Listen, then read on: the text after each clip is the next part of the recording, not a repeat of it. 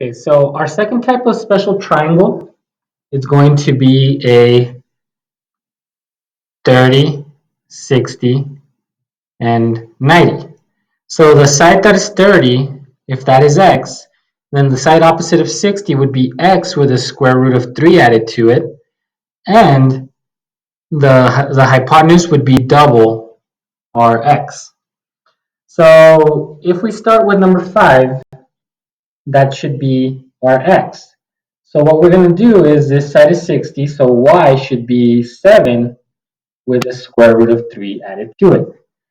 And then our x will just be double 7, so 2 times 7 would be equal to 14. And those are our two answers.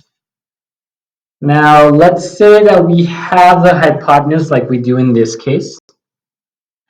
So the easiest thing that we can do is find the side opposite of 30, which would be this one right here. And all we have to do is divide this by 2. So 16 divided by 2 would be 8 square root of 3. Now we take the 8 square root of 3, and what we're going to do is we're going to add a square root of 3 to that. So just like in the last video, if you remember that 8, that would be square root of 3 times square root of 3 would give us square root of 9, which is a perfect square. So 8 times 3, which would be equal to 24.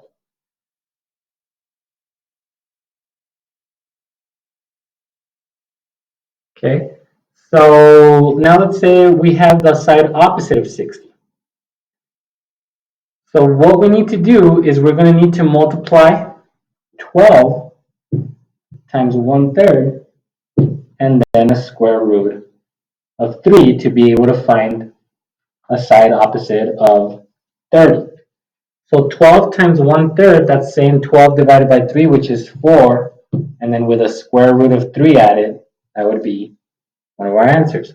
And now that we have this side that is opposite of 30, all we have to do is double it to get our hypotenuse, which is 8 square root of 3.